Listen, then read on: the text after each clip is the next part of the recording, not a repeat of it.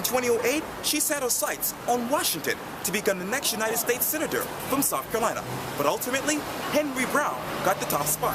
Now, businesswoman and Charleston icon Linda Ketner hopes to set her sights, possibly here on Charleston City Hall in 2016. I had a chance to talk with her for the special edition of Quintin's Close-Ups. Linda, you know, I want you to walk with me down memory lane to 2008. Okay. I was a greeter at the Toast on Meeting Street, really. No. And you were coming every Saturday morning.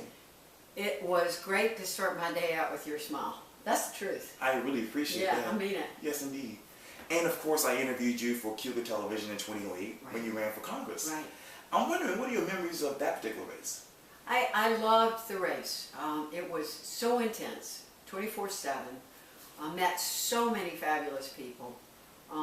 It's hard, okay? Running for office is very hard, and I understand why a lot of people wouldn't want to do it. Yes. But I consider it a privilege. I told you once before that I had a knowing that I was supposed to run. That's right.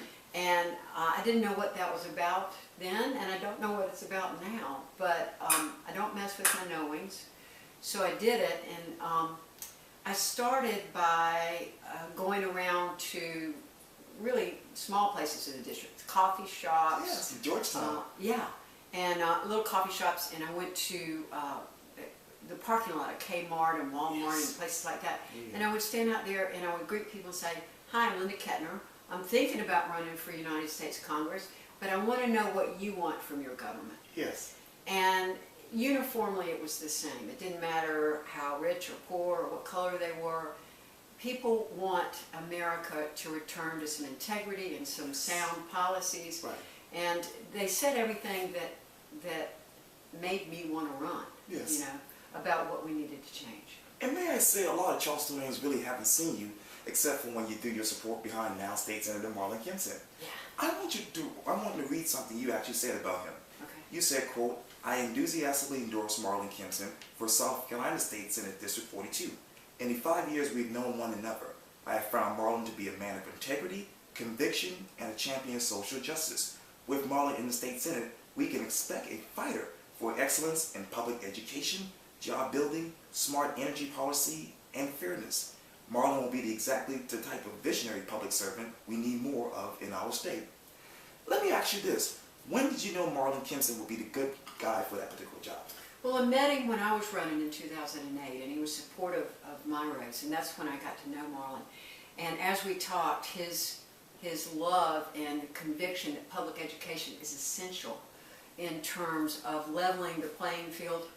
And America's been known for a level playing field through excellent public education. Yes. That's not the case here in South Carolina. We don't have excellence in public education.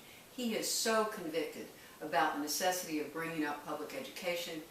I care deeply about that, so we connected on that. Yes. We connected on social justice Okay. issues. We connected on protecting our environment here. Sure. So we had a lot of places where we were going, we were talking to each other and it would be, yeah, like that. You agreed on it? Yeah.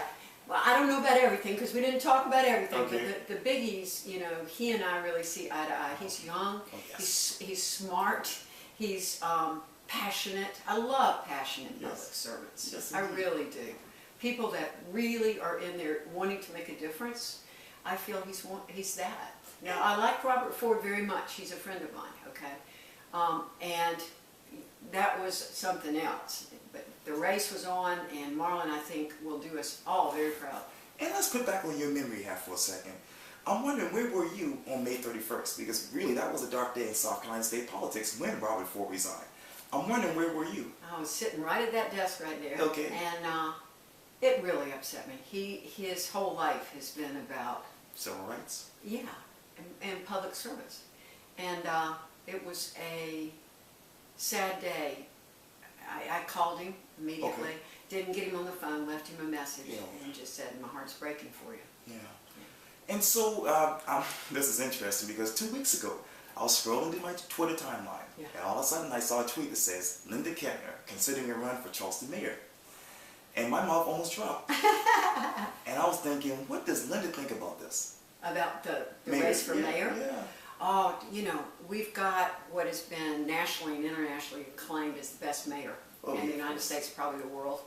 And when he steps down this time, we've got so many new things to confront here, and primarily growth is an issue. The 2012 Conference of Mayors said we're going to grow by 45% in 30 years. We need to protect the jewel that is Charleston, and so we need to do it together. Yes. We need to start doing more regional planning. We need to, see, in the South, we have such a strong sense of place, Of course. you know, and our towns aren't just where we live, they're part of us. So when we say Charleston, now it's West Ashley, Johns Island, James Island. Guatemala. Yeah, Wamala. Well, Wamala's not in there yet, is it?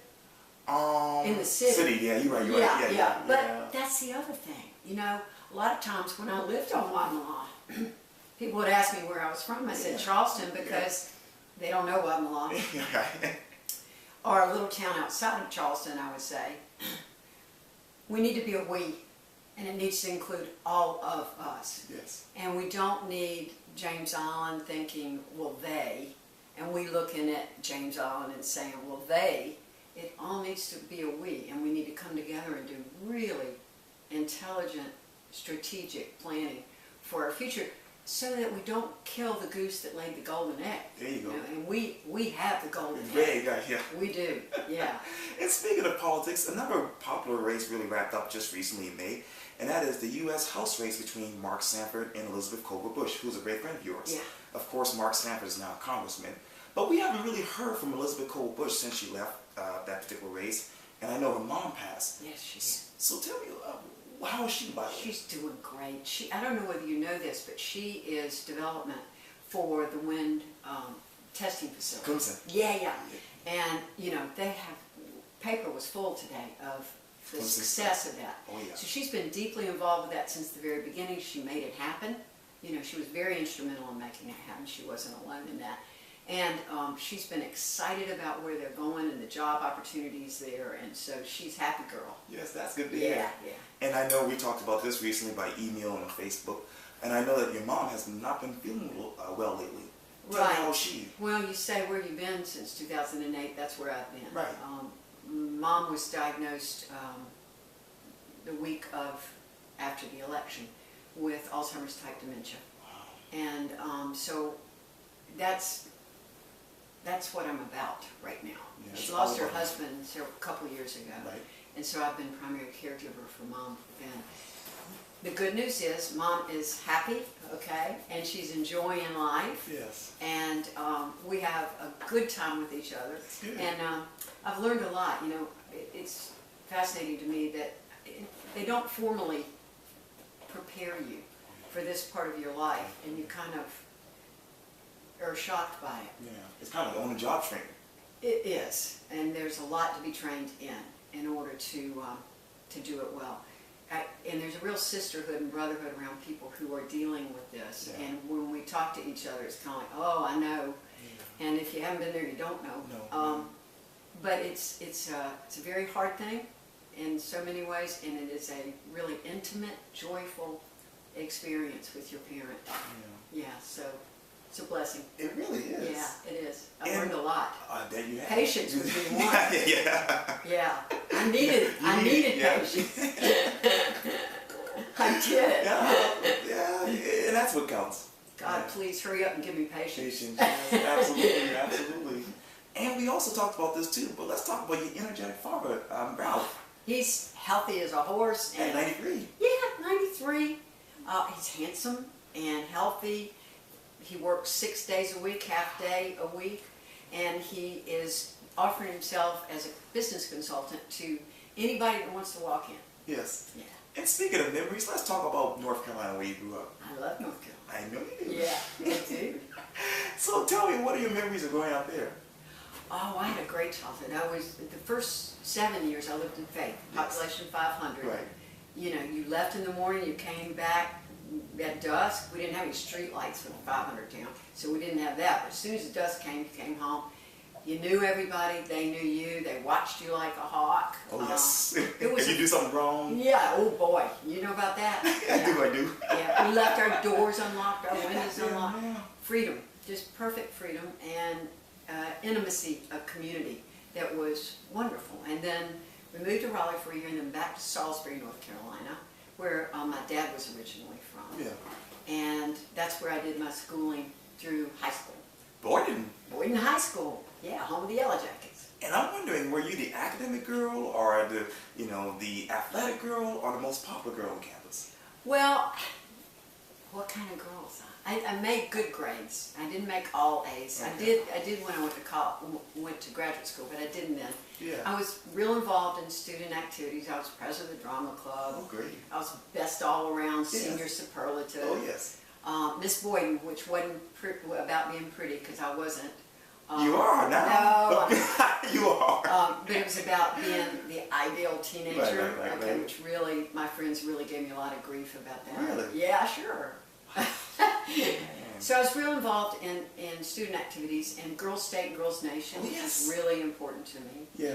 Very important to me. And from Bowdoin to really the University of North Carolina at Greensboro, tell me, how did that happen? Well, I went to Girls State at the University of North Carolina at Greensboro, Yeah. and then I went on to Girls Nation, but at UNCG, Oh, yeah. you know when you have a fabulous experience Yeah. somewhere, I had one there. So I went there my first 2 years, and then I transferred to Chapel Hill and graduated there. Yeah. Yeah. And let's talk about something that's been really developing recently. And just a couple of days ago, my mom went to Bilo, and they got the potato chips and spaghetti and things like that. And they felt like, it wasn't the same. A lot of people felt like Piggly Wiggly was family to them. Yeah. Tell me, what is your reaction to the whole, transfer of ownership? Well, I know it was hard for all the employees because Piggly Wiggly had a sense that sense of community. The people that worked there had that sense of we're doing this. Yeah. And they even had employee ownership, which I love.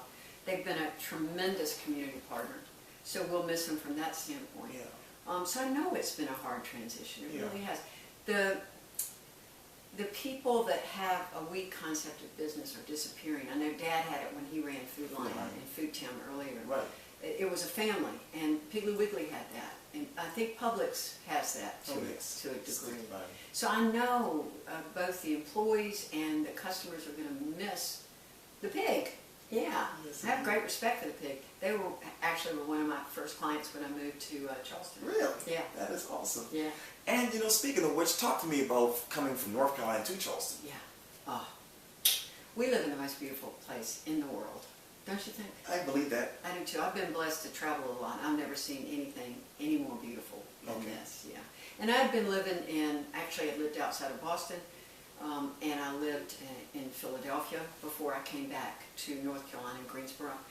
And then I realized, if I'm going to be a consultant, 'cause I started my own business in 83, I think. Wow. I can live anywhere. First time I saw this place, I went, oh God, it's got to be here. This is your home. Yeah, I've been here 30 years now. Wow. Yeah, a little over. Yeah. Yeah. And let's talk about the KCI Leadership Management Development. KSI. We do strategic planning. We do leadership and management development. Oh yeah. I had worked at the Center for Creative Leadership, which is a Richardson Merrill Foundation think tank on leadership, which was great. I'd gone to graduate school at Duke and Emory. Oh yeah. And UNCG, and then I went to work there. I had great exposure to learning from the best. And then, I went to work for SmithKline as Director of Organization Development Training. Right. Had even more great experience, international experience, and then went out on my own. So I loved it. I really did. It's been a wonderful career, and I love the people I've been able to work with. And I love the direction I took several years ago, which is now I work with nonprofits whose missions I support. Oh, yeah. And keeps me closer to home, which I love. I charge a third as much as my corporate clients. Don't bill all the hours. I know, right. And have a much better time. Yes. Yeah. And let's talk about, your time with family, Food Line, that is family level. Food Line. Yeah. The people at Family Dollar, she's not kidding. Right. I know. I'm sure she'll lower our prices. I love that. Working for my dad, I reported directly to him during part of it. Yeah. And I was 25 or 26, and what he gave me was wonderful, a sense of power and responsibility, which is a good combination. Sure. I would go to him with an idea, and he'd say, how much would it cost to implement? And I'd tell him the cost, which I had all figured out. And he'd say, and what's the return on that? Yeah. And I'd give him the numbers, Of and he'd course. say, and how long does it take to get from point A to point B for the return? And I'd tell him, and if it made sense, he'd say, try it. And that's wonderful. I mean, Yes. we should all have such a privilege. Absolutely. Yeah. And you know, when I think of community service here in Charleston, I think of you and your time on the Harlan's Cancer Center as a board, and of course the Coastal Community Foundation. I'm wondering, you know, for someone who's been serving the community for so long, why is it so important for you to still give back to the community? I think that's what we're here for. You know, that our reason to be on this planet is to make a difference. Yes. Okay, and I've felt that since I was very, very young. My grandmother sort of instilled it in me. My father reinforced it. Yes. And we're here to make a difference. So, you know, that's why the involvement. I want to die all used up. Oh, wow. I think George Bernard Shaw said that. Right. You know, and pass the flame on to another generation. Yes. I want to die all used up, and used up for making a difference in how we live here. And finish these sentences for me. Being a Grand Marshal at the Charleston Gay Pride Parade was? Fun. Yes. It was great. Yes. I loved it. You know, I think coming downtown to Charleston with all the people on the sides of the streets, Yeah. all ages, and I loved it. It was just fabulous. Being an associate professor at UNCG and the College of Charleston was? I really like that. I love engaging in learning with young people. I love, you know, when you go from high school to college, you get a whole nother frame, another way of looking at things. Yep. Mm-hmm. And that's so exciting to me, and it's so exciting to a student that you can engage. Sure. It's magic. Yes, indeed. Yeah. Politics right now is? In deep need of people who are in politics to serve we the people rather than themselves. Linda Ketner is? Blessed, grateful,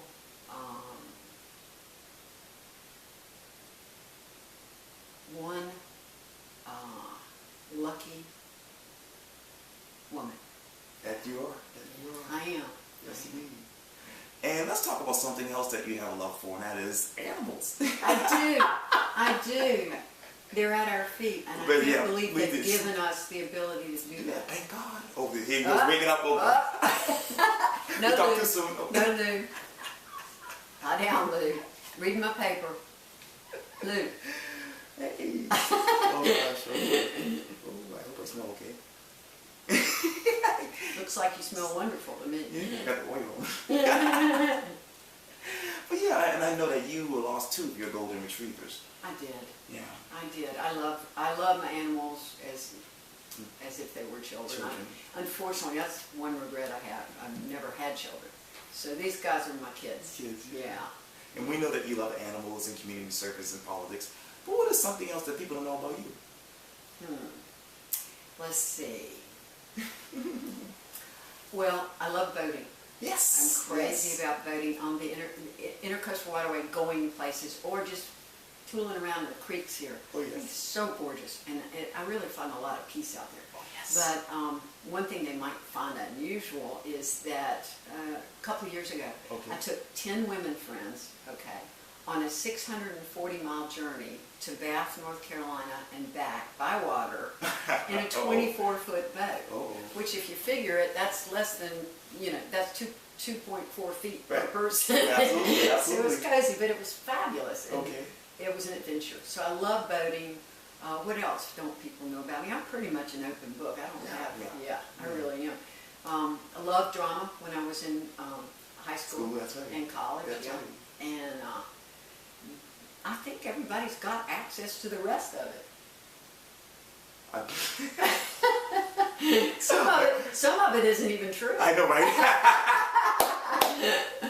That was interesting about running for Yes. office. How many lives come up and Oh, yeah. are presented as true. True. And you just have to let that roll off you, because it can be very hurtful. But you did it well, because some people are not that, easy to, take that and run with it. They're, they take it to task, and you handle it very well.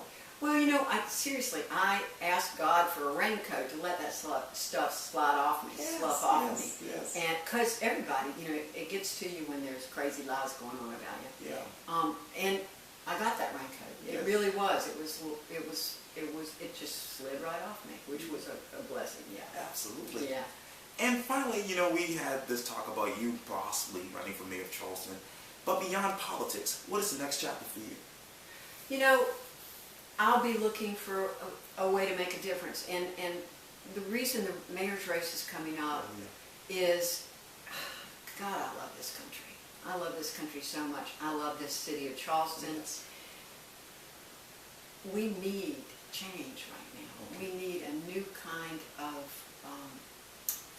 a rebirth in the focus and integrity in government. So it may be government for that next chapter in my life because, you know, I look at South Carolina and we're 49th and 45th and 48th and so many things that are critically important that it's hard for me to sit and go, let somebody else deal with it because I care so deeply. I know we have fabulous people in this state, good, hardworking people who are undereducated sometimes, underutilized job-wise, and I want to serve. Yeah, you'll do it. Yeah. Hey, it was so great talking to you. It's good talking with you. It's good to see you again. Always good to see you. Thank you, Linda. Good, thank you.